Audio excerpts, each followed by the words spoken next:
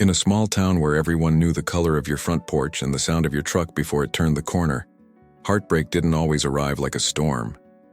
Sometimes it came like a door that closed without a slam and never opened again.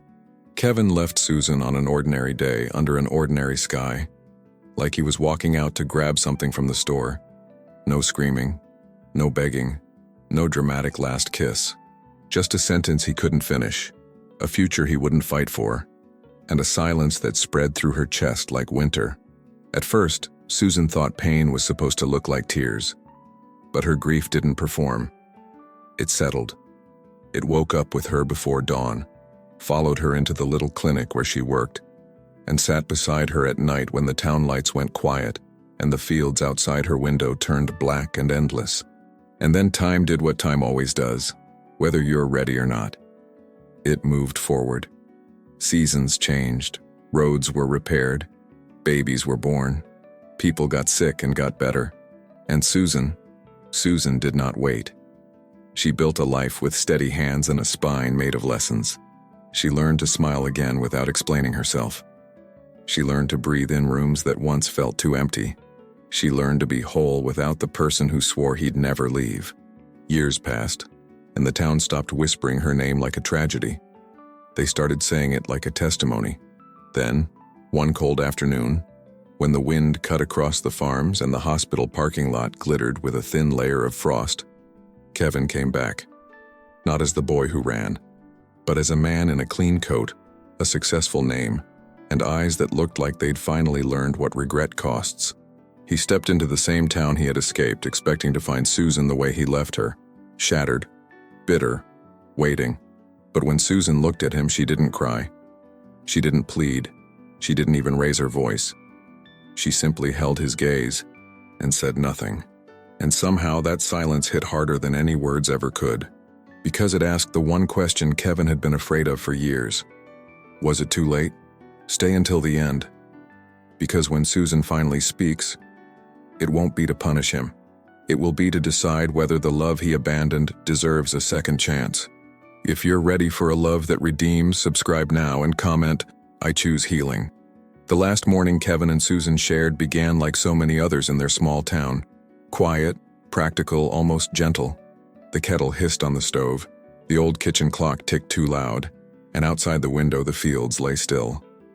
Susan stood barefoot on the worn wooden floor, tying her hair up as if she could keep life from unraveling the same way. Kevin leaned against the counter with his phone in hand, jaw tight, eyes drifting anywhere but her face. There was a kind of tension that didn't need yelling to be felt. It lived in the pauses between ordinary words. It lived in what they both avoided saying. Susan had learned to read Kevin's silence the way farmers read the sky. Not with fear, just with honesty. She could tell when something heavy was coming because he got too calm, too controlled, like a man bracing for impact. He had always carried ambition like a flame inside his ribs, and lately it had been burning hotter than the love in their home. Boston, New York, bigger hospitals, bigger companies, bigger life. Every conversation about someday turned into a map that didn't include her. And still, Susan stayed steady, hoping words would catch up to his heart. "You didn't sleep," Susan said softly, placing 2 mugs on the table. Her voice wasn't accusing. It was careful. Kevin didn't deny it, just stared at the coffee, as if answers might rise from the surface. "I had a lot on my mind," he murmured, and the phrase landed like a closed door. Susan sat across from him, folding her hands together to keep them from trembling.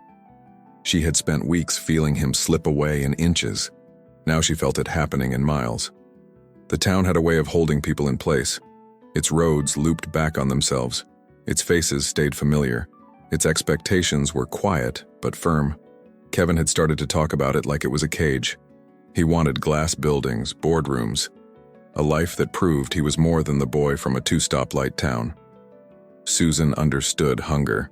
She had her own dreams, her own plans to expand the clinic, to build something meaningful, but she dreamed with both feet on the ground, not with one foot already out the door. Kevin dreamed like a man running from who he used to be. "Are you leaving today?" Susan asked. and the question shocked even her. She didn't mean it as a weapon. She meant it as truth because the air in the room was already saying goodbye. Kevin's shoulders stiffened and he finally looked up. His eyes held something that wasn't anger, something worse. Fear, and a kind of guilt that had been living in him for too long. "Susan," he began, and his voice cracked on her name like it carried too much weight. He rubbed a hand over his face, like he could wipe away the decision he'd already made. "I got an offer," he said too quickly, as if speed could make it less cruel. "A real one. A big one. It's everything I've worked for." Susan blinked once, then twice, trying to keep her expression calm. Because if she fell apart, she knew he'd use it as proof that leaving was necessary. "When did you accept it?" she asked, and her voice stayed level in a way that surprised even her. Kevin's mouth opened, then closed. That hesitation was the answer. Susan nodded slowly, like a doctor confirming a diagnosis. Her chest tightened, but her spine held. It wasn't the offer that hurt most. It was the fact that he had already chosen, and she had been the last to know. "It starts soon," Kevin said. His fingers tapped the mug, restless, impatient, like the life in front of him was already calling his name. "I have to go up there today to sign paperwork, meet the board, find a place." Susan watched his hands, watched how he couldn't be still. "You have to," she repeated, not as a fight, just as an echo. Kevin's gaze flickered, and for a moment, he looked like the boy she had fallen for. Then it hardened again, like armor. Susan stood and walked to the sink, needing distance so her heart wouldn't spill out on the table. She stared at the window over the basin, at the bare branches outside swaying in the wind. Behind her, she heard Kevin's chair scrape. "I didn't want to hurt you," he said, and the sentence sounded rehearsed. Susan turned slowly, drying her hands with a towel she didn't need. "I don't think you wanted to be the villain," she replied, "but you still made me the one left behind." Kevin swallowed hard, like he was fighting for words he didn't deserve. "This town, it's not enough for me," he admitted, and it was honest at least. Susan felt something inside her go quiet, like a candle being pinched out. "It was enough for you when it held you," she said. "When people knew your name and your mama brought you soup when you were sick." Kevin flinched, because she wasn't wrong. "You're not leaving the town," she continued, voice softer now. "You're leaving me." The silence that followed was thick, full of everything they weren't saying.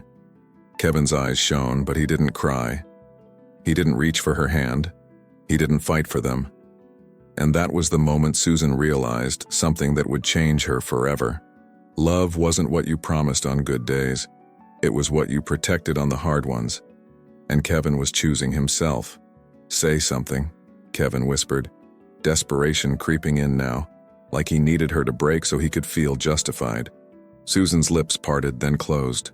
Her throat burned, but she refused to perform pain for his comfort. Instead, she walked to the small hallway table and picked up his keys that had been sitting there all week. She held them out, palm open, the gesture steady. "If you're going," she said, "then go as the man you are, not as a man pretending he didn't choose this." Kevin stared at the keys like they were a verdict. His hands shook as he took them. "I'll come back," he said quickly, automatically, as if the words were a bandage. Susan's eyes met his, and they were clear, clearer than he expected. "Don't say that," she replied. "Because promises didn't mean anything when someone had already walked away. Don't give me a maybe when you're choosing a certainty." A car passed outside, tires crunching on gravel, and life went on like nothing was happening. That was the cruelest part of heartbreak in a small town. The world didn't stop for you. You still had to go to work. You still had to smile at the grocery store clerk. You still had to show up for your patients at the clinic, even if your own heart needed stitches. Susan felt the weight of that future settle on her shoulders, and she lifted her chin anyway. Kevin stepped closer like he wanted to touch her, but he hesitated, as if he knew he'd lost the right. Susan didn't move toward him. She didn't move away either. She stood perfectly still, like a boundary drawn in human form. Kevin's voice went quiet. "I don't know how to be the man you need." Susan's eyes softened, but her answer didn't. "Then don't ask me to shrink my needs to fit your fear." Kevin's breath hitched, and for a second Susan saw the regret rise in him.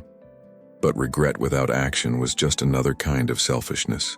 He looked around the kitchen, the small table, the simple curtains, the life they had built with ordinary love. He looked like a man already mourning something he hadn't even tried to keep. "I'm sorry," he said. Susan nodded once, accepting the apology like a receipt, not like a reunion. "Me too," she whispered, because she was sorry she had loved someone who didn't stay. Kevin walked to the door, and each step sounded louder than it should have. Susan followed him only with her eyes. He paused with his hand on the knob, shoulders tense, waiting, hoping she'd call him back, hoping she'd run to him. Susan's heart screamed for it, but her self-respect held her in place.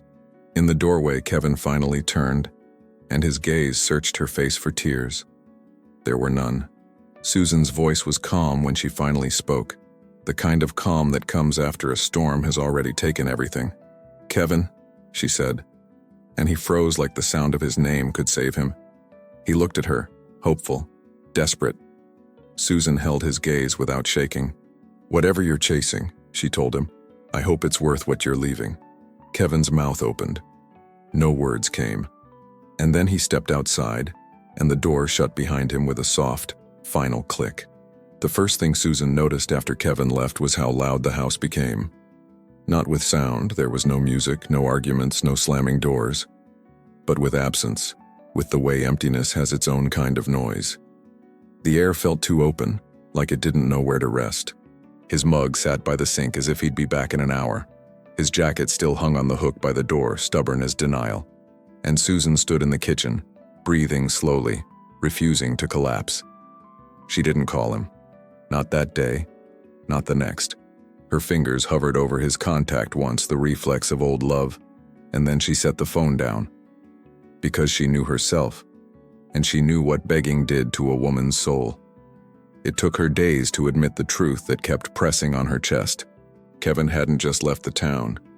He had left the responsibility of loving her when it was hard. The next morning she went to the clinic anyway. Small-town medicine didn't pause for heartbreak. Mrs. Larkin still needed her blood pressure checked. A ranch hand still came in with his hand wrapped in a towel, jaw clenched against pain. A teenage girl sat in the waiting room with eyes too hollow for her age. Susan washed her hands, tied on her badge, and stepped into other people's emergencies like it was normal. That was her gift and her curse. She could show up for everyone. She just didn't know how to show up for herself yet. The town noticed, of course. It always did. They didn't ask questions directly. Small towns were polite like that. But they watched her in the grocery store aisle, looked a half-second too long at her ringless hand. They offered, "How you doing, honey?" The way you offer a bandage when you see blood.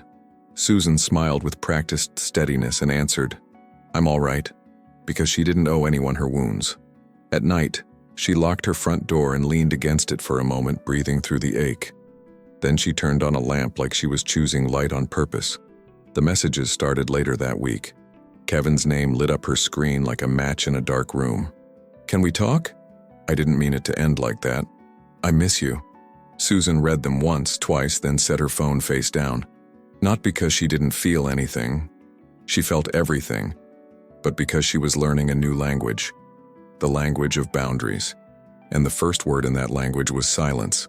On Friday, she drove out past the edge of town, where the road narrowed and the fields opened wide. She didn't have a destination. She just needed space big enough to hold what she was carrying. The sky was heavy with clouds, the kind that promised rain but hadn't decided yet. She parked by a fence line and sat with her hands on the steering wheel, staring ahead. This was where Kevin used to bring her when he needed to think. Now it felt like standing in a memory with the door locked behind her. Susan closed her eyes and let one tear fall, just one, then wiped it away like a choice. That night, she made herself a rule. She wrote it on a sticky note and pressed it to the fridge. "Do not bleed in the hands that didn't protect you." The words looked harsh, almost cruel. But Susan wasn't trying to punish Kevin. She was trying to save herself. Because heartbreak had a way of making you romanticize what destroyed you. And she refused to call pain love just because it had once felt familiar. Weeks passed, and winter edged closer. The trees went bare, the wind sharpened, and morning smelled like frost. Susan kept working, kept smiling, kept showing up to community meetings and church potlucks and patient check-ins. But at night, she learned the private routine of grief. She washed dishes slowly, like time could be scrubbed clean. She folded laundry with trembling hands as if the order of fabric could fix the disorder of her heart. She slept on one side of the bed until even the mattress stopped remembering him. The hardest part wasn't loneliness. It was the way her mind replayed the moment Kevin paused at the door, the moment he waited for her to call him back. Susan realized he had wanted her to fight for him so he wouldn't have to fight for her. That realization didn't make her angry. It made her steady, because it meant the story wasn't, he left because he didn't love you. It was, he left because he didn't know how to love you well. On a cold Monday, Dr. Harris pulled Susan aside in the hallway of the clinic. He was older, a quiet man who had seen every kind of pain a person could carry. "I heard about Kevin," he said gently, not prying, just acknowledging. Susan's throat tightened, but she kept her eyes up. "It happened," she replied. Dr. Harris nodded once, like he respected her restraint. "You've been holding everything together," he said. Susan almost laughed, because holding together was what she did best. "What happens when I stop?" she asked, before she could think. Dr. Harris didn't rush to answer. He leaned against the wall and watched her the way a good doctor watches a patient, without judgment. "Then you feel it," he said simply. "And you survive it." Susan's eyes stung. She turned her face away, embarrassed by how close tears were. But Dr. Harris continued, voice calm. "You've got a gift, Susan. You can be strong without being hard." Susan swallowed. She didn't want to become cold. She only wanted to become safe. That night, she finally did something she'd avoided since Kevin walked out. She opened the drawer by the bed and pulled out the small velvet box that used to mean forever. Not a ring, just a keepsake Kevin had given her, a token from their first Christmas together. A tiny silver charm shaped like a compass. He had told her, smiling, "No matter where I go, I'll find my way back to you." Susan stared at it until her vision blurred. Then she closed the box and whispered, "Not if you leave on purpose." Her voice didn't shake. That was the scariest part. She started therapy the next week. Not because she was broken beyond repair, because she refused to carry a wound like it was her identity. The therapist's office smelled like peppermint tea and quiet. Susan sat on the couch with her hands clasped and told the truth in pieces. She talked about Kevin's ambition, her own fear of not being enough, the way she'd tried to be easy to love. The therapist listened, and when Susan finally went silent, she asked, "What did you lose when he left?" Susan's answer came out raw, "My sense that love stays." And admitting it felt like setting down a weight. Spring planning began at the clinic before the season even changed. A grant opportunity opened, something that could expand their services, bring new equipment, hire more staff. Susan threw herself into it with a focus that surprised everyone. She worked late, wrote proposals, met with donors, spoke at council meetings. People started calling her the backbone of the clinic. Susan didn't correct them. She didn't need to announce her transformation. She just lived it. Because growth wasn't loud. It was consistent. One afternoon, while she was organizing files, her co-worker Mara leaned on the doorway. Mara was blunt in the way only true friends could be. "You ever hear from him?" she asked. Susan didn't look up. "Sometimes." Mara's brows lifted. "And?" Susan finally met her gaze. "I don't answer," she said. Mara nodded, impressed and worried at the same time. "Doesn't it hurt?" Susan's smile was faint. "Yes."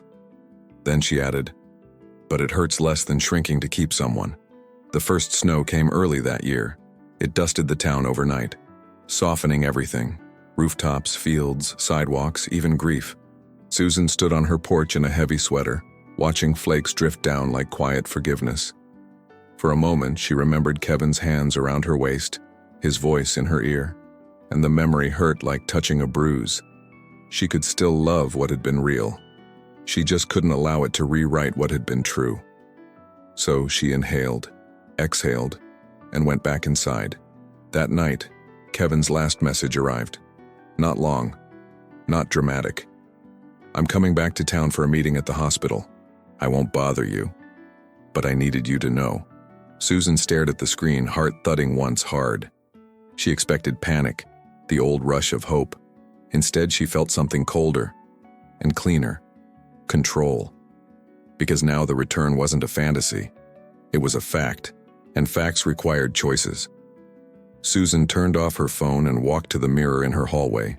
She looked at herself the way she did before hard shifts, steady, honest, unflinching. She thought of the woman who had stood in that kitchen months ago, holding out his keys like a goodbye. That woman had survived the first blow. This woman would survive the second.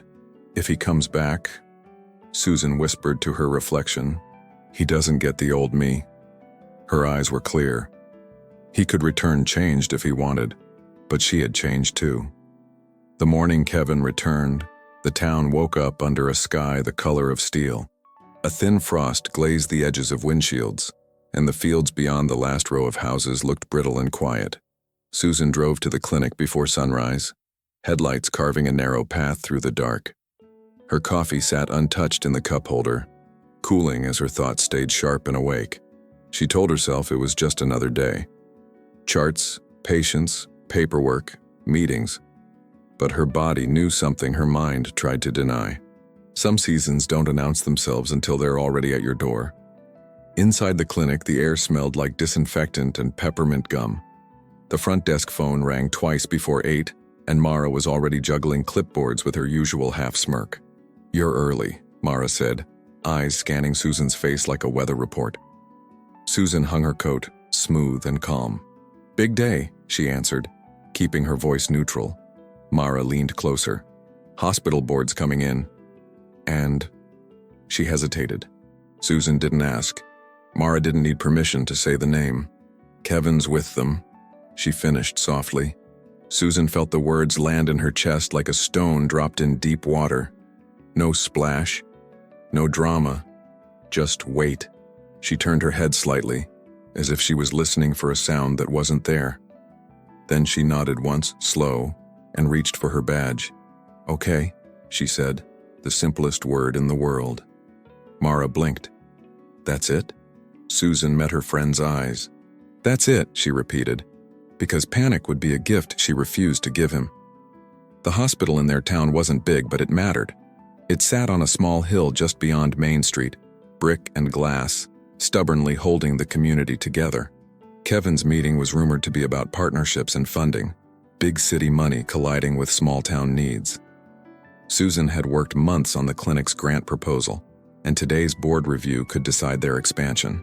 Her name was on the top of every packet, every plan, every presentation slide. She had earned her place in that room, and she wouldn't surrender it to the past. So she focused on what she could control, her breath, her posture, her purpose. At 10, a line of sleek vehicles pulled into the hospital lot. They looked wrong there, too polished against gravel and frost, too sharp for a town that still waved at strangers. Susan watched from the clinic window as people stepped out in tailored coats and expensive shoes. There were a few unfamiliar faces, city professionals with clipped smiles and briefcases. And then she saw him.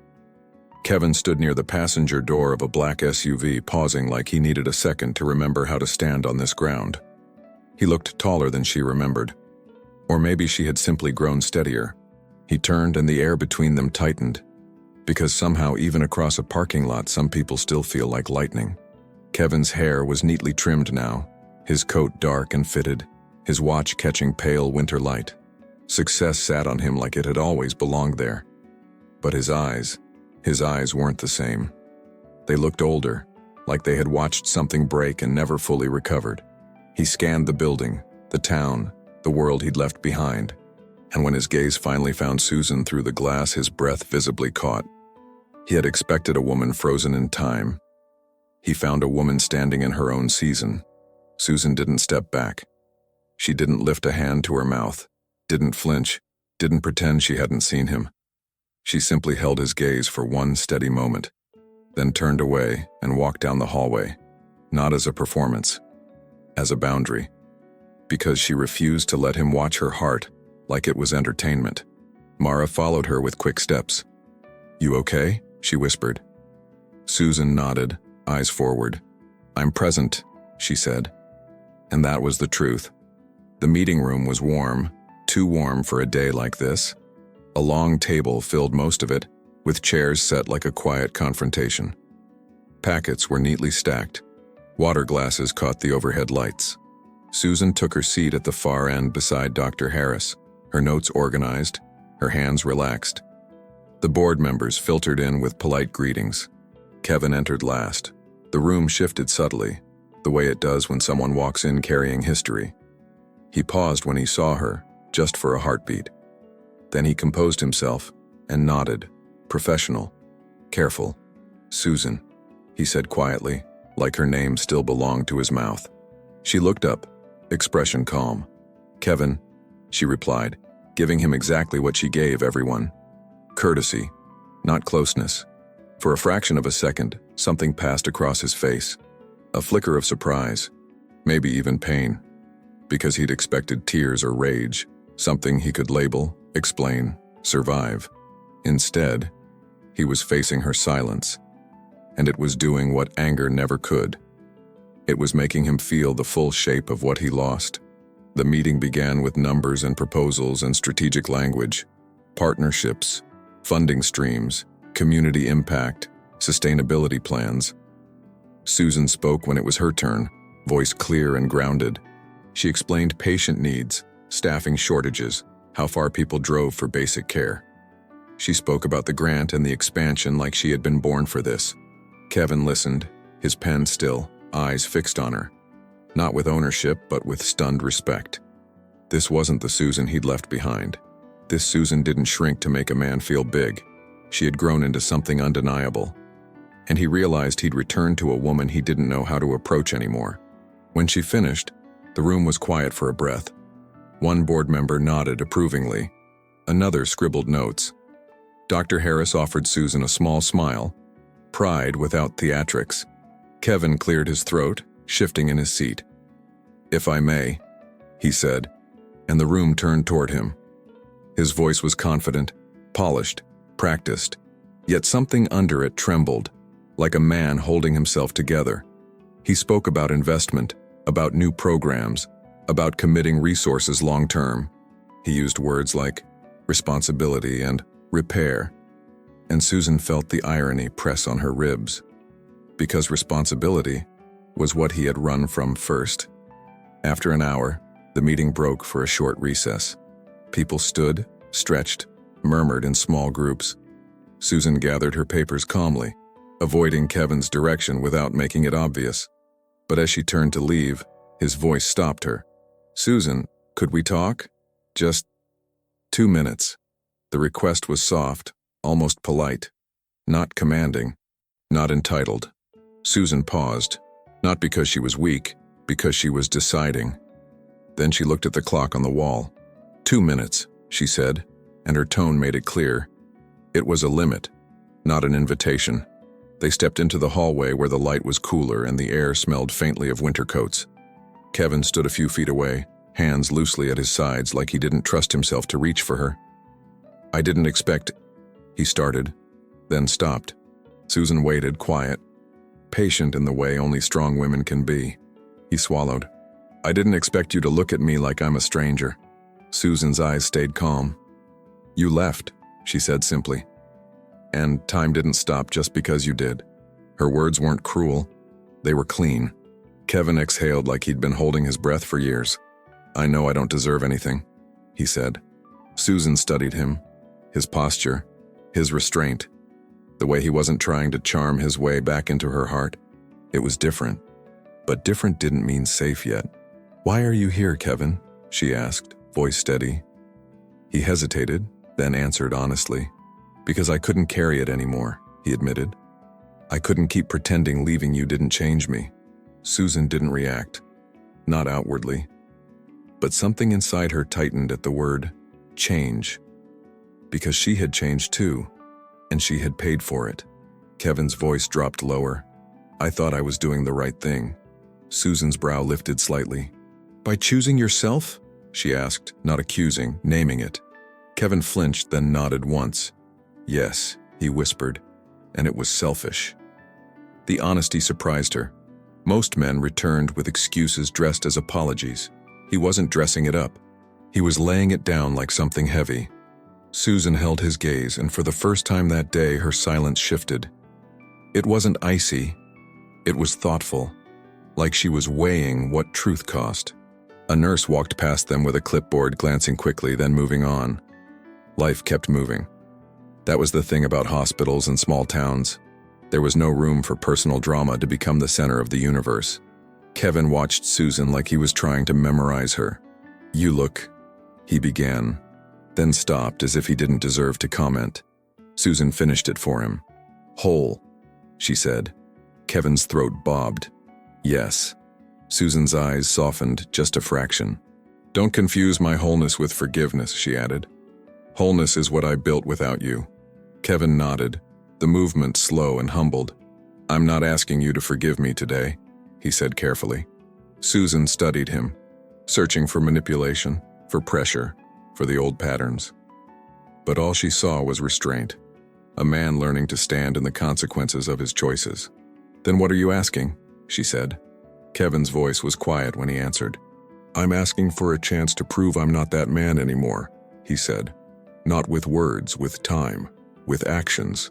Susan's heart beat once, hard, because actions were the only language she still respected. She held his gaze for a long moment, letting the silence do what it did best, tell the truth. Then she nodded slightly. Not warm, not cold, measured. "You can prove it," she said, "but not to the woman you left." Kevin's eyes widened. Susan's voice stayed calm as she delivered the boundary like a final stitch. "You'll be proving it to the woman who survived you," she said. Then she stepped back toward the meeting room, papers in hand, shoulders steady. And Kevin stood in the hallway, realizing her silence wasn't punishment. It was power. The meeting resumed with the kind of polite efficiency that made pain look invisible. Board members flipped pages and spoke in numbers, timelines, and community impact. Susan answered questions with calm precision, her voice steady as a heartbeat. Kevin watched her like he was seeing the true cost of his absence in real time. Outside, the sky darkened, and wind pushed against the hospital windows.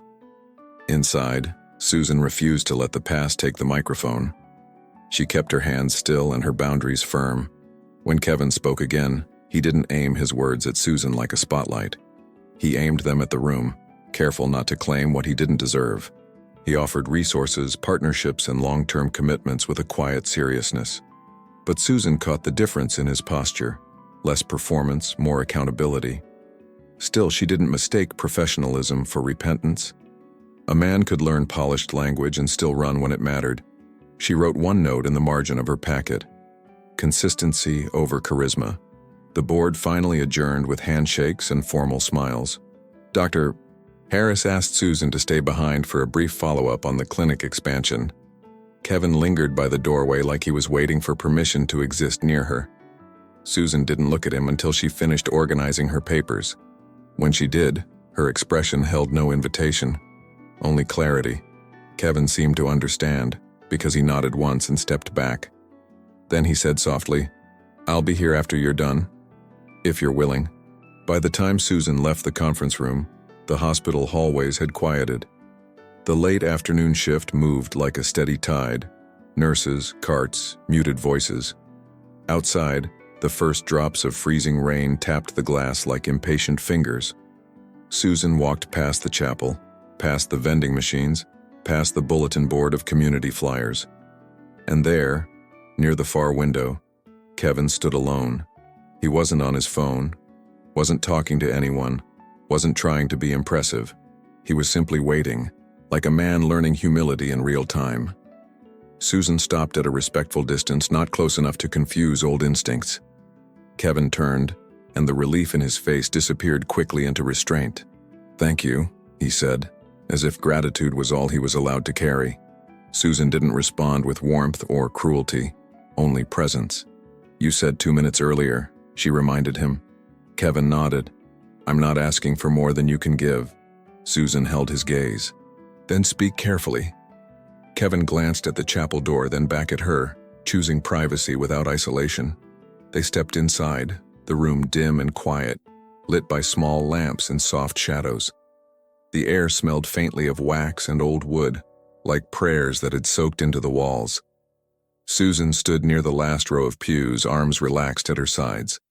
Kevin remained a few steps away, as if closeness was something he had to earn again. For a moment, neither of them spoke, and the silence felt heavy but honest. Then Susan said, "Don't come in here to ask me to be who I used to be." Kevin swallowed, and his throat worked like the truth hurt to hold.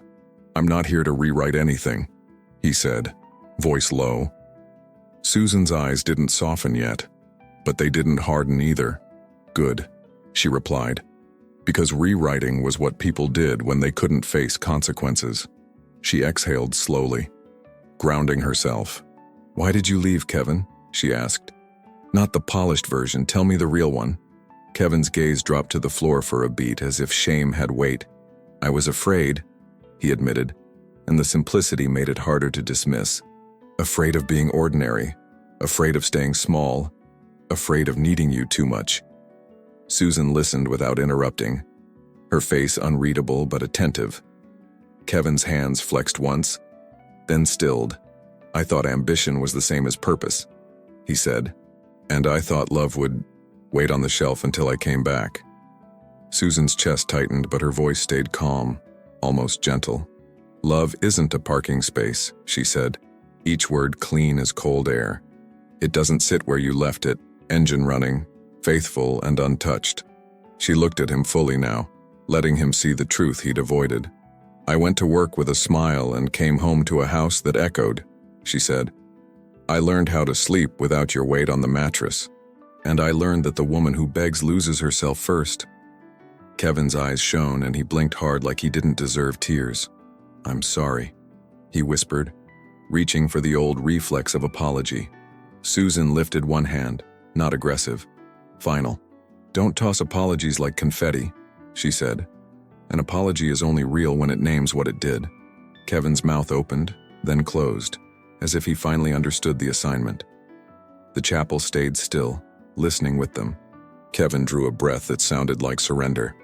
"I abandoned you," he said, voice breaking slightly on the word. "I used your strength as my excuse, because I knew you'd survive." Susan didn't flinch, but her eyes sharpened with recognition. Kevin continued, forced to look at the damage without blinking. "I made you carry the weight of my decision alone," he said, "and I told myself it wasn't cruel, because you didn't fall apart in front of me." Susan's silence stretched, not to punish him but to honor the truth. Then she nodded once, slow, as if confirming what she'd always known. "Yes," she said softly, and that single word held years of lonely evenings. She stepped closer by one cautious pace, not toward him, toward clarity. "I didn't fall apart because I refused to entertain your guilt," she told him. "I put myself back together because I had patients who needed steady hands, and because I promised myself I'd never beg a man to stay again." Kevin's face tightened like he wanted to offer something to balance the scale. "I can help the clinic," he said quickly, as if money could translate into redemption. "I can fund the expansion, bring equipment, hire staff, cover whatever you need." Susan's gaze turned sharp, not angry, protective. "I won't be purchased," she said, voice quiet, but immovable. Kevin froze, then nodded, chastened. "I didn't mean it like that," he murmured. Susan replied, "Intent doesn't erase impact." She took a breath and lowered her voice, firm as a rule. "If you want to prove you've changed, then don't start with a grand gesture," she said. "Start with staying when it's inconvenient, boring, or unglamorous." Kevin listened like a student who finally understood the lesson mattered. "Show up for this town without needing applause," Susan continued. "Show up for this clinic without needing my gratitude. And show up for me by respecting every boundary I set." Kevin's eyes lifted to hers, rawer now, less controlled. "Did you ever really love me?" he asked, like a man afraid the answer would kill him. Susan didn't answer quickly, because she didn't deal in cheap truths. "Yes," she said at last, steady and honest. "I loved you enough to imagine a forever with you." Then she added, "But love without safety is just another kind of suffering." Kevin's jaw clenched, absorbing the weight of that sentence. He nodded like he deserved it. The rain intensified outside, tapping harder, colder, more insistent. Kevin's voice dropped into something unguarded. "I don't expect you to trust me," he said. "I don't even expect you to let me be close."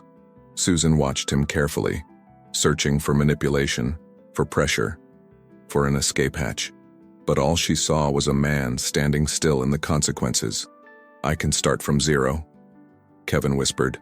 "If zero is the only place I'm allowed to stand." Susan's eyes softened, just enough to show she was human, not stone. "Then start," she said, and her tone made it sound like a test, not a romance. She glanced toward the chapel door, toward the real world waiting outside. "This weekend, volunteer at the clinic," she instructed. "No cameras, no boardroom language, no Kevin the Savior. Meet the people you left behind. Listen to them." Then she added, "And write me a letter explaining why you left, no excuses, seal it and give it to me when you're done." Kevin's breath caught, as if the assignment scared him more than any board meeting. But he nodded, slow and solemn, like he understood this was sacred work. "I will," he said. And for the first time, his words didn't sound like decoration. Susan turned to leave, her steps measured, her heart guarded but awake. At the chapel doorway, she paused without looking back. "Kevin," she said quietly, and his whole body tightened at her voice. "If you disappear again, I won't break this time, I'll forget." Saturday arrived with a sky washed pale and cold, the kind that made the town feel smaller and more honest. Susan woke before her alarm, not because she was eager, but because her mind didn't trust peace yet. She lay still for a moment, listening to the quiet house breathe around her. No footsteps, no familiar clearing of a throat, no shared mornings. She reminded herself that Kevin's return did not rewrite the years in between. He had asked for a chance to prove himself, and she had given him a task. Now she would watch what a man did when nobody clapped. By 8, the clinic parking lot held only a few cars and the soft crunch of gravel under boots. Susan arrived early anyway, hair pinned back, coat buttoned, notebook in hand. The waiting room lights were still half dim, the hallways smelling faintly of antiseptic and old coffee. Mara stood behind the desk, flipping through paperwork with a skeptical expression. "You think he'll show?" Mara asked, eyebrows raised as if she already knew the answer. Susan set her bag down, calm. "If he doesn't, that tells me everything." Mara nodded slowly, like she respected Susan's restraint more than any romance. At exactly 8:15, a truck pulled in. Clean, expensive, out of place among the dusty sedans. Susan watched through the glass as Kevin stepped out, shoulders squared against the cold. He wasn't wearing a suit. He wore jeans, work boots, a plain dark jacket, and gloves that looked new enough to admit he wasn't used to service. He paused by the entrance, exhaling like he was bracing for something harder than weather. Then he walked in without hesitation, head slightly lowered, like a man entering a place he didn't deserve to lead. Susan didn't move to greet him. She waited. Kevin stopped at the front desk, eyes flicking to Mara with a quiet respect. "Hi," he said, voice careful. "I'm here to volunteer." Mara didn't smile. "Name?" "Kevin," he answered. Then added softer, "You can tell me what to do." Something in that sentence shifted the air, because it wasn't a performance of humility. It was surrender to the fact that he wasn't in charge here. Mara handed him a clipboard and a visitor badge without ceremony. "Start by moving supplies from storage to exam rooms," she said, "and don't get in the way." Kevin nodded once, taking the clipboard like it mattered. He didn't complain. He didn't make jokes. He didn't try to charm his way into being liked. He walked down the hallway, followed directions, and began lifting boxes. Susan watched from her office doorway, arms relaxed, heart guarded. It was easy to show up once. The real test was whether he would keep showing up when the novelty faded. Still, she couldn't deny the quiet surprise of seeing him there, present, silent, working, not asking for her eyes on him. The clinic started filling by mid-morning, like it always did. A mother with a toddler on her hip, cheeks red from the cold. An older man leaning on a cane, stubborn pride masking pain, a farm worker with cracked hands and a cough that sounded too deep. Kevin moved through the building quietly, carrying boxes, sanitizing chairs, restocking gloves. He listened more than he spoke, and when he did speak, it was respectful and brief. He asked nurses what they needed instead of telling them what he could offer. Susan felt a strange discomfort. Not warmth, but the unsettling proof that change might be real. Around noon, the power flickered once, then steadied. The wind outside rose, rattling the bare branches in the clinic's thin windows. Mara muttered something about the storm rolling in early this year. Kevin paused, then walked to the maintenance closet without being asked.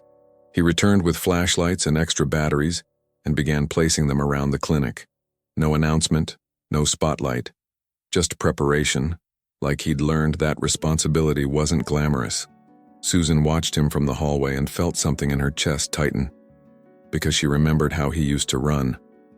And now he was staying even when the weather turned. In the break room, Kevin rinsed out coffee cups and wiped down counters without anyone telling him. A nurse glanced at him, confused. "You don't have to do that." Kevin didn't look up. "I know," he said quietly. "But I can."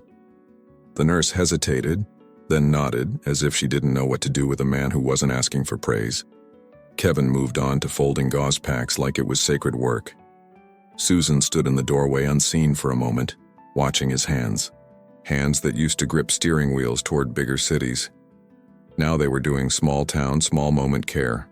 Later, a patient named Mrs. Larkin came in, wrapped in a scarf, her eyes tired. She recognized Kevin immediately, because small towns never forget faces. "Well," she said, voice sharp with age and truth. "Look who came back." Kevin froze, and for a moment, Susan saw the old instinct: run, escape, disappear. But he didn't. He turned fully toward the elderly woman, respectful. "Yes, ma'am," he said. Mrs. Larkin narrowed her eyes. "Susan kept this clinic breathing while you were gone." Kevin nodded, swallowing. "I know. I'm here to help, not to be forgiven." Mrs. Larkin studied him, then huffed. "We'll see." Susan didn't rescue him from that conversation. She didn't soften the town's truth on his behalf. If Kevin wanted redemption, he had to be willing to hear what his absence had cost others too. Throughout the afternoon, more people recognized him. Some ignored him with polite coldness. Others stared openly. Kevin accepted it all like penance. He kept working, kept listening, kept saying yes and I understand, and thank you. No excuses, no self-defense. Susan felt the weight of that, because accountability was rare and she had stopped expecting it. Near the end of the day, an ambulance arrived unexpectedly, siren cutting through the gray air. A farmer had slipped on ice, head injury, disoriented and bleeding. The clinic erupted into focused urgency. Nurses moving, Dr. Harris giving instructions, phones ringing. Kevin stepped back at first, uncertain, then caught Mara's eye. "Tell me what you need," he said, voice firm. Mara pointed. "Go to the front, clear the waiting area, keep people calm." Kevin nodded and moved fast, not panicked, not arrogant. He guided families to seats, offered water, spoke gently to a frightened teenager, and he stayed out of the medical staff's way, which was its own kind of wisdom. Susan caught herself watching him while she prepared supplies. Not with longing. She didn't let herself have that luxury. But with something more complicated. Recognition. Kevin wasn't trying to be the hero. He was trying to be useful, and there was a difference that mattered.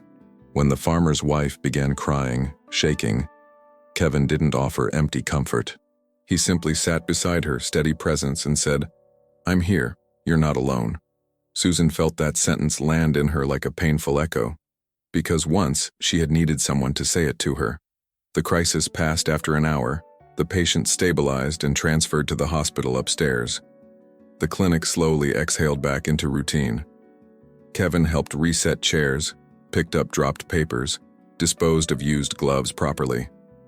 He asked no one if they had noticed how hard he worked. He just did it. Susan stepped into the hallway, meeting him near the supply closet. His hair was slightly damp from exertion, his cheeks flushed from stress. He looked at her carefully, like he didn't want to step on anything fragile. "Thank you for letting me be here," he said. Susan didn't offer approval too quickly. She leaned against the wall, arms folded loosely, eyes calm. "You showed up," she said. "That's step one." Kevin nodded once, accepting the smallness of the praise. "I'll be here tomorrow too," he replied, not dramatic, matter of fact. Susan studied him, searching for the hidden hook, the demand beneath the promise. She found none.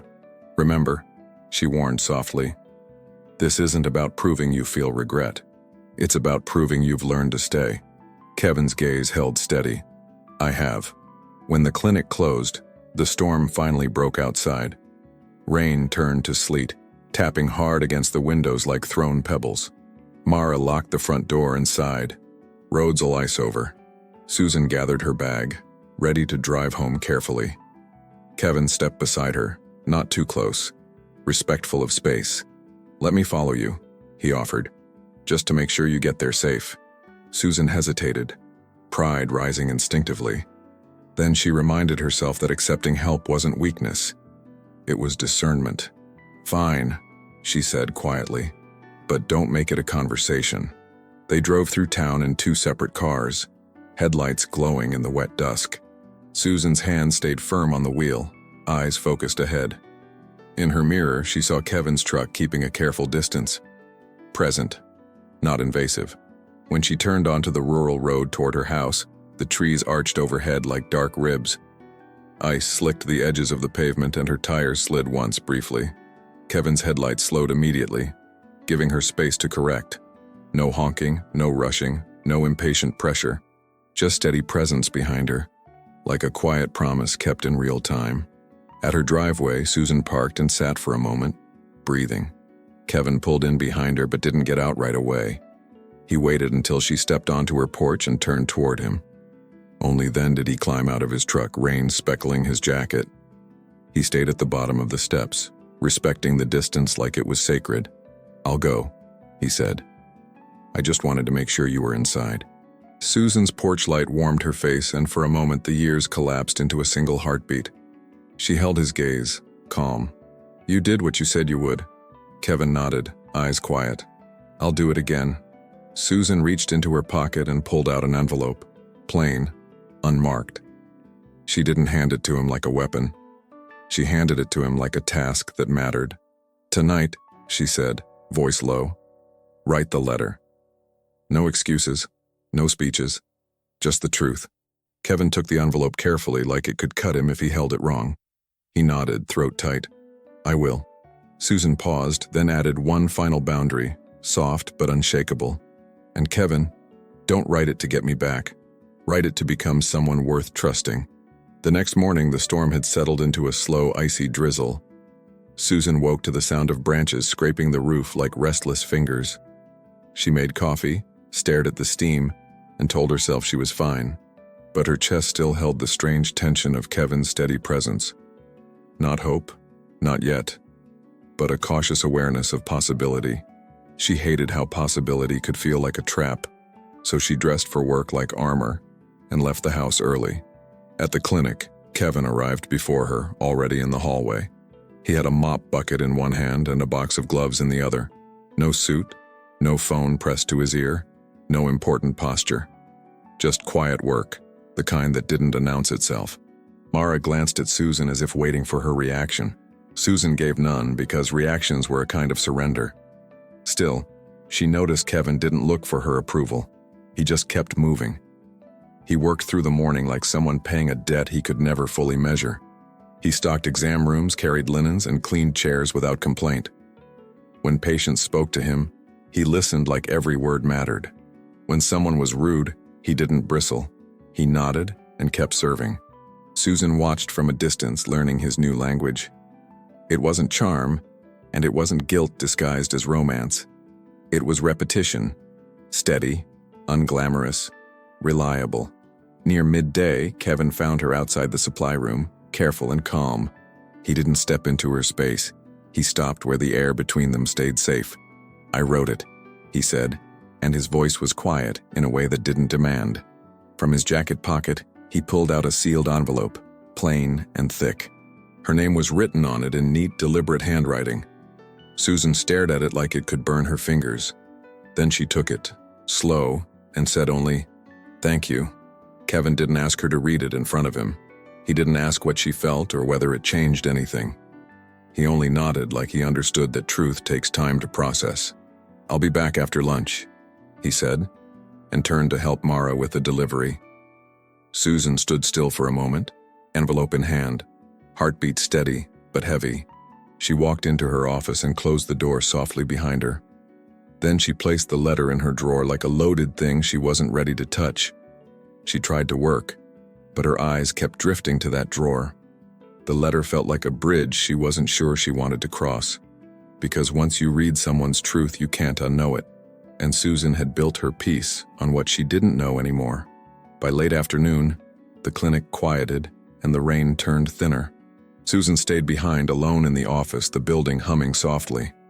Finally, she opened the drawer and pulled the envelope back out. Her fingers trembled once as she broke the seal. Not because she was weak, but because she was human. Inside, Kevin's words filled 3 pages, written without decoration. He didn't blame the town, or his career, or her strength. He named fear as fear, pride as pride, and immaturity as immaturity. He wrote about the day he left, the moment he hoped she'd stop him, and the moment he realized he wanted her to carry his guilt for him. He admitted he had romanticized her resilience like it was permission. He confessed that success didn't soften him, it hardened him at first. He described the nights he couldn't sleep, the emptiness after victories. He wrote plainly that no promotion had ever felt like home. And then he said the sentence that hit Susan like cold water. "I didn't leave because you weren't enough," he wrote. "I left because I wasn't brave enough to be the man love requires." Susan read the letter twice, slowly, letting each line settle. There were tears, but they didn't spill in a dramatic rush. They came quiet, like rain on dry soil, more relief than breakdown, because for years, she had carried questions like stones in her pockets. And now, for the first time, someone had named the truth out loud. She wiped her face, folded the pages carefully, and sat back. Then she whispered to the empty room, "So it wasn't my fault." Darkness fell early, and the roads iced again by evening. Susan drove home cautiously, headlights cutting through mist. She kept the letter on the passenger seat like a witness. At her house, she turned on the porch light and stood on the steps. The wind pushed against her coat, cold and insistent. She felt the old ache rise, then felt something new beneath it. Not forgiveness, but a softening of the rage she never let herself admit. Her phone buzzed once, a message from Dr. Harris. "Storm's getting worse. Power lines are fragile tonight. Be careful." Susan replied with a simple, "Will do," then set the phone down. Inside, she lit a candle, made soup, and tried to pretend she was calm. But the house still held the memory of leaving like a stain.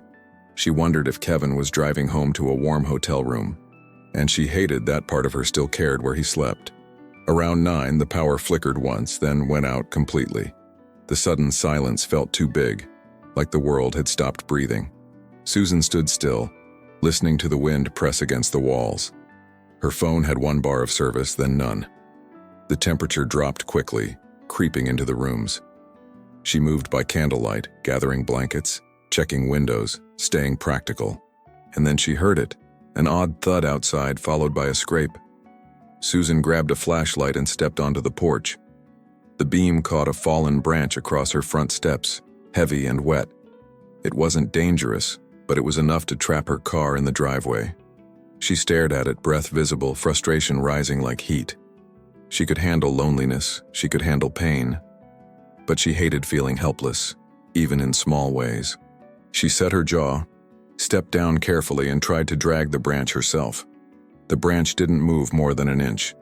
Susan's hand slipped on the wet bark, and the cold bit into her palms. She pulled again, and her breath hitched with the strain. A sharp ache shot through her shoulder, and she froze, wincing. She stood there in the dark, alone, angry at the universe. Then headlights swept across the road, slow and cautious. A truck rolled to a stop, and Kevin stepped out into the storm. "Susan," he called softly. not loud enough to startle her pride. He held a lantern in one hand and a small chainsaw in the other. She stared, stunned, as if her mind couldn't place him in this moment. "How did you—" she began, but her voice broke with cold. Kevin stopped at the bottom of the steps, keeping distance. "The clinic's outage alert went out," he said. "I checked on staff, and I remembered you live out here where the lines go down first." Susan wanted to tell him she didn't need saving.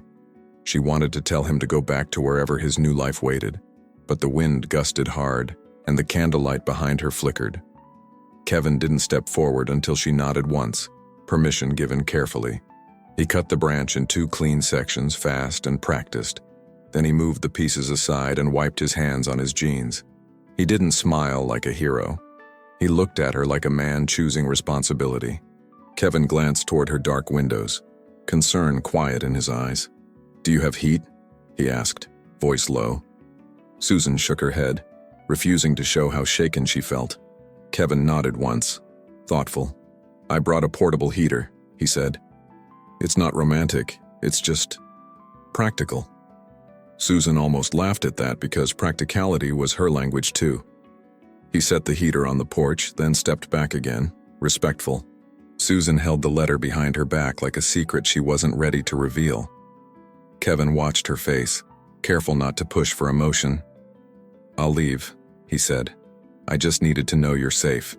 Susan swallowed, feeling the old instinct to stay silent forever. But healing required courage, not only distance. She lifted her chin and spoke, voice steady in the storm. "Kevin," she said, "tomorrow, we're going to talk about your letter." Morning came pale and quiet, as if the storm had exhausted itself in the night. The power returned before dawn with a soft click that felt like relief. Susan woke on the couch under layered blankets, the portable heater humming gently nearby. For a second she forgot, then remembered Kevin standing in her driveway, lantern in hand. She sat up slowly, hand pressed to her chest, feeling the echo of his presence. Not the old Kevin who left with a soft door click. This Kevin had returned in the dark and left without demanding anything. At the clinic, the day began with cleanup and catch-up. Phones rang with missed calls, printers spat out delayed reports, and nurses compared storm stories. Kevin was already there, helping reset a storage room that had flooded slightly. He moved with a quiet efficiency that didn't ask to be noticed.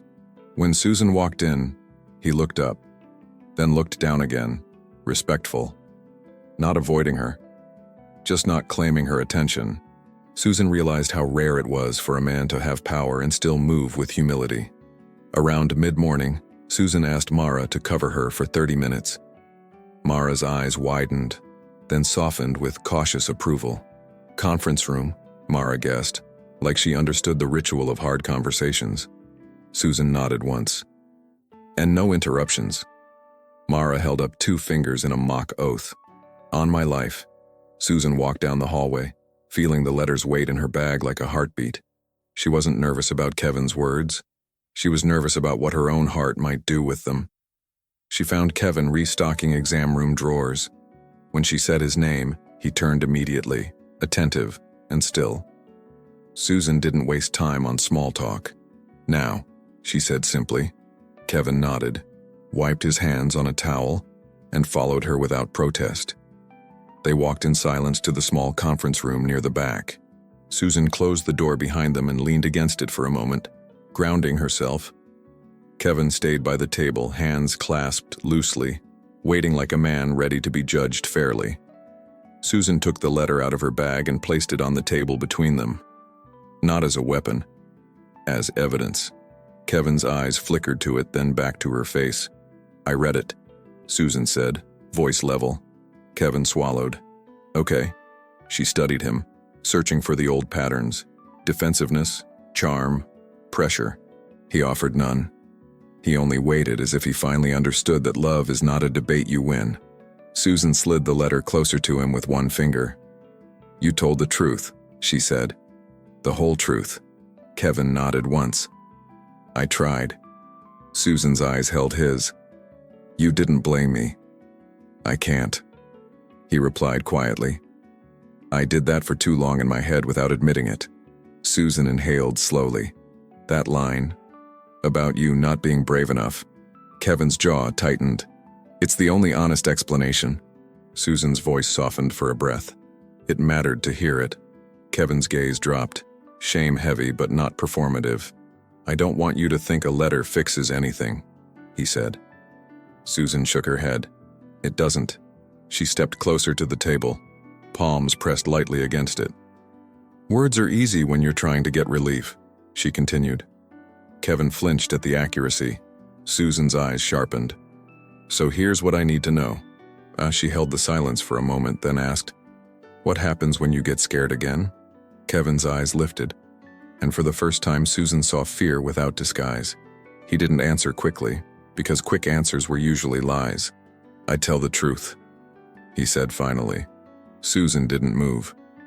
To who? Kevin's voice steadied. To you, to myself, to the people affected. Susan's expression remained calm, but inside her, something tested the edges of trust. And if telling the truth costs you something? She pressed. Kevin nodded once. Then I pay it. That sentence hung in the air like a vow that could only be proven by time. Susan turned away from him, looking out the window at the gray fields beyond the clinic. She remembered nights she'd cried into a pillow so no one would hear. She remembered the way she'd survived by becoming efficient with pain. When she spoke again, her voice was low. When you left, Kevin, I didn't just lose you. Kevin's breath hitched, but he stayed silent. Susan continued, each word measured. I lost my ability to feel safe in love. She turned back to face him, eyes bright but steady. And I rebuilt myself without that safety, so don't expect me to hand it back to you easily. Kevin nodded slowly, absorbing her truth like it was sacred. I won't ask for easy, he said. Susan watched him carefully. Then don't ask for closeness you haven't earned. Kevin's voice dropped. I won't. Susan's shoulders loosened a fraction, not in surrender but in relief. Because she had expected him to bargain, to rush, to plead. Instead, he stood still in her boundaries like he respected them. And that respect felt like the first brick in a bridge. The clinic intercom crackled once, then went quiet again. Time passed in small heartbeats. Susan reached into her bag and pulled out a folded paper. Another list she'd written late at night. She placed it on the table, beside his letter. Kevin looked at it, confused. What's that? He asked. Susan's jaw set. My terms. Kevin didn't touch it until she nodded. Then he unfolded it carefully, like it could cut him. The list was short, but each line carried weight. No disappearing. No silent punishments. No running when conversations get hard. Consistency with the clinic, weekly, not occasional. No grand gestures meant to impress the town. Respect her pace, no pushing for dates, kisses, or labels. And one final line written in Susan's steady handwriting. If you want to be in my life, you must also be accountable when you hurt me. Kevin read it twice, then looked up with eyes that were wet but controlled. I can do this, he said quietly. And if I fail, I'll own it. Susan studied his face for a long moment. She wanted to believe him, but she didn't trust wanting. Wanting had once made her accept less than she deserved. So she did what strong women do when their heart starts to soften. She tested reality. You're leaving again soon, she said, not as a question, an assessment. Kevin's throat tightened. My main office is 2 hours away. Susan nodded. So you'll be tempted. Kevin exhaled. Yes. Susan leaned forward slightly. Then build your new life in a way that includes staying. Kevin's eyes held hers, serious and clear. I can restructure, he said. Remote meetings. Less travel. I can... Susan lifted a hand. Don't promise what you haven't arranged. Kevin nodded, chastened. You're right. He took a breath and tried again, slower. I will make changes, he said. Not as a gesture, as a decision. Susan watched him, waiting for the old Kevin to flare up. Pride, impatience, ego. Instead, he asked quietly, Can I show you the plan when it's done? Susan nodded once. Yes. When it's real. The air shifted, still tense, but less sharp. Kevin glanced at the list again, then back at Susan. "I don't want to touch you," he said, and the sentence surprised her. Susan's brows lifted slightly. "Not because I don't want to," he clarified, voice rough, "but because I don't want my desire to become pressure." Susan felt heat rise in her chest. Not lust. Something deeper. Respect. She nodded once, the smallest sign that she understood the weight of what he'd said. "Thank you," she whispered. Kevin's eyes stayed on her face. Careful. Earnest. "I know you don't owe me forgiveness," he said. Susan's voice was quiet but firm. "And forgiveness doesn't mean access." Kevin nodded. "I'm learning that." Susan inhaled slowly, letting the truth settle. Then she did something that surprised both of them. She stepped around the table and stood closer, still not within touching distance but nearer than before. "I'm not forgiving you today," she said softly, "but I'm choosing to let you earn tomorrow." Kevin's breath shook once, barely, like he'd been holding it for years. He nodded, eyes shining. "That's more than I deserve." Susan's expression stayed calm, but her voice softened. "It's not about what you deserve," she replied. "It's about what I'm willing to rebuild." She reached out, not to touch him, but to tap the list lightly. "These aren't punishments," she said. "They're protection." Kevin swallowed. "I understand." Susan held his gaze. "Good. Because I won't survive you twice." When they left the conference room, the hallway felt brighter than it had an hour earlier. Not because everything was fixed, because something was finally honest. Kevin returned to the clinic floor without seeking a reward. Susan watched him go, heart cautious, mind alert. She had offered a crack of light, not an open door. And Kevin didn't try to force it wider. He simply showed up again, carrying boxes, listening to patients, taking the long road of repair. Susan turned back toward her office, whispering to herself like a vow. If love returns, it must return with hands steady enough to hold what it broke. Early spring arrived quietly in their small town. The snow melted into thin rivers along the roads. Mud returned to the fields like a reminder of real life. Susan kept moving steady as ever, even when her heart felt tender. Kevin kept showing up week after week, without missing a shift. No grand speeches, no demands, no look-at-me moments. Just the same humble hands doing the same honest work.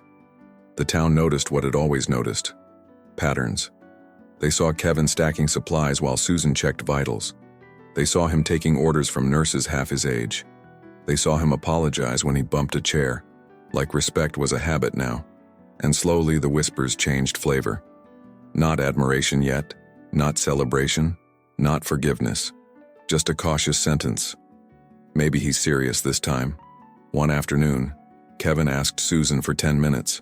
Not in a hallway, not in a dramatic pause, not in the chapel. He waited until the clinic had calmed and the last patient had left. Then he stood in her office doorway like someone asking permission to enter her world.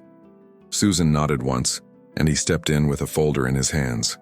"I said I'd show you a plan when it was real," he said quietly. "And now it's real." Susan didn't reach for the folder immediately. She watched his face first, reading what wasn't being said. Kevin placed it on her desk gently, like he respected the weight of it. Inside were documents, schedules, signed agreements, and a lease. A local office space 2 blocks from the hospital, remote work arrangements approved by his board, a new structure designed around one decision: staying. "You did this without telling me first," Susan said. Her tone wasn't angry. It was assessing, protective. Kevin nodded once, accepting the scrutiny. "I didn't want it to be a promise," he replied. "I wanted it to be proof." Susan flipped the pages slowly, her fingers steady. And for the first time, the future didn't feel like a lie. Kevin didn't celebrate her reaction, didn't lean in for hope. He stood quietly while she read, like patience was part of repentance. Outside, the town's siren tested once, a distant, ordinary sound. Susan closed the folder and rested her palm on it. "This doesn't erase what happened," she said softly. Kevin's eyes held hers, serious and clear. "I'm not trying to erase it," he answered. "I'm trying to outlive it." The clinic expansion meeting came a week later, the community center filled with familiar faces and folding chairs. Farmers in work jackets, nurses in scrubs, mothers holding toddlers. Susan stood at the front, presenting plans with calm authority. Kevin sat in the second row, not beside her, not claiming closeness. When she spoke, he listened like her voice was the main event. And Susan realized he wasn't returning to lead, he was returning to support. After Susan finished, questions rose like cautious hands. How long would the funding last? Who would oversee the program? Would the town be forgotten once the headlines moved on? Susan answered with grounded clarity, refusing to oversell. Then Kevin stood only when asked, not before. He spoke briefly, promising transparency, accountability, and long-term presence. And he ended with one sentence that landed like truth. "You'll see us here." A man in the back muttered something sharp about Kevin leaving. It wasn't loud, but it cut through the room like a cold draft. Susan felt every eye flick toward her, waiting to see if she would flinch. Kevin's shoulders tightened, but he didn't defend himself. Susan lifted her chin and spoke first, voice steady. "He did leave," she said, refusing denial and refusing shame. "And I am still standing, so keep your focus on the work." The room quieted with a kind of respect that couldn't be demanded. Kevin looked at Susan like he'd just witnessed power without cruelty. Later, when the event ended, Kevin approached the microphone one last time. Not to sell himself, not to ask for applause. "I don't need anyone to forget what I did," he said plainly. "But I want everyone to know something true. This clinic has survived because Susan refused to break." The approval call came 2 days later. The grant was secured, the expansion officially moving forward. Susan answered the phone in the hallway and went still with relief. Mara squealed and hugged her before Susan could even process it. Dr. Harris smiled in that quiet, proud way of his. Kevin was restocking gloves when Susan walked toward him. He froze when he saw her face, because joy made her glow. Susan didn't say the news like it was a victory over Kevin. She said it like it was a victory over the past. "We got it," she told him, voice catching just slightly. Kevin's eyes widened, then softened with real happiness. He didn't grab her, didn't lift her, didn't claim the moment. He simply nodded and whispered, "You earned it." And that restraint felt like love learning manners. That evening, Kevin asked her for something small. "A coffee," he said. At the diner on Main. He paused, careful with her space. Not a date if that word feels like pressure.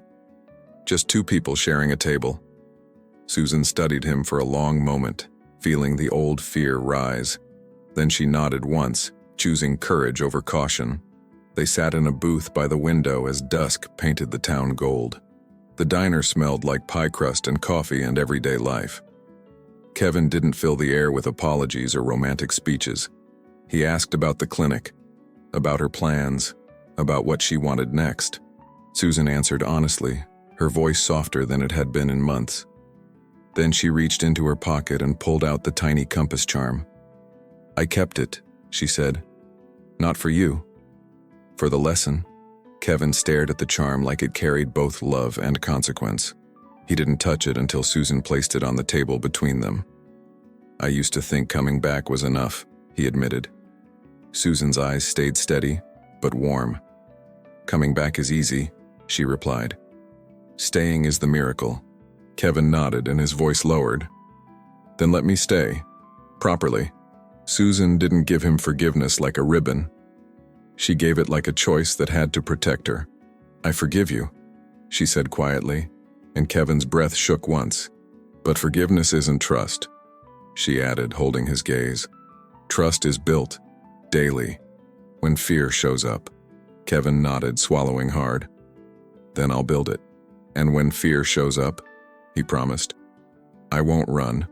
I'll talk." Outside the diner, night air wrapped the town in soft quiet. Streetlights blinked on, reflecting in puddles left by melted snow. Susan stood on the sidewalk, arms crossed against the chill. Kevin waited, giving her the moment to decide what closeness meant now. Susan took one step forward, then another until she stood within reach. She lifted her hand and placed it in his, slow, deliberate, unafraid. And when Kevin leaned in, she met him halfway, sealing the choice with a gentle kiss. The kiss wasn't desperate or frantic like the past. It was steady, quiet, earned, like trust finally exhaling. Kevin rested his forehead against hers, eyes closed for a beat. "I choose to stay," he whispered, as if the words were a vow to the town and to her. Susan's voice was soft but certain. "Then I choose tomorrow," she replied, fingers tightening around his hand. And together, under the small town lights, they walked forward, slowly, on purpose, into a love restored. The weeks that followed didn't look like a movie. They looked like real life. Mud on boots, early mornings, clinic hallways smelling like antiseptic, and dinners that started quiet and ended softer. Susan didn't become suddenly carefree. She remained who she had become, a woman with boundaries, wisdom, and a heart that had learned to protect itself. And Kevin didn't become perfect. He became present, again and again, where it mattered. He showed up when the work was invisible. He stayed when conversations got uncomfortable. He listened when Susan needed silence more than solutions. And when fear rose in him, when the old instinct to run knocked at his ribs, he did the thing he once couldn't do. He spoke the truth, and he stayed in the room. Susan watched him rebuild trust the way you rebuild a home after a storm. Not with speeches, but with steady hands. He didn't ask her to forget the past. He honored it by living differently in the present. And slowly, the town stopped waiting for Kevin to disappear again, because he didn't. On the day the clinic expansion officially began, Susan stood outside the building with a clipboard in her hand and sunlight on her face. Fresh paint, new equipment, new rooms. Proof that pain could become purpose. Kevin was beside her, not in front of her, not claiming credit. When she turned to him, her eyes were clear, and her smile was earned.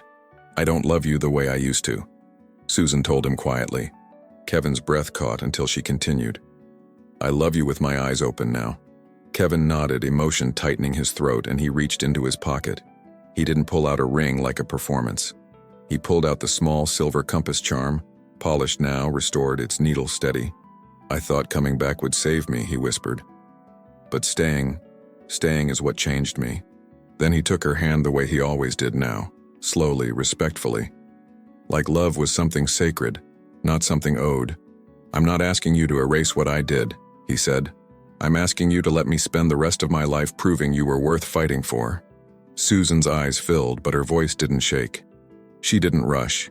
She didn't fall into old patterns. She simply stepped closer and rested her forehead against his, breathing in the quiet miracle of a man who finally understood. "Yes," she whispered. Not because he returned, but because he stayed. And in that small town, where seasons change slowly and people remember everything, Susan and Kevin began again, not as a fairy tale, but as something stronger. A love rebuilt through truth, humility, and daily choice. Because the most powerful kind of redemption isn't when someone comes back. It's when they finally learn how to remain. If this story made you believe in love again, subscribe now and comment "I choose healing," so I know you stayed until the end.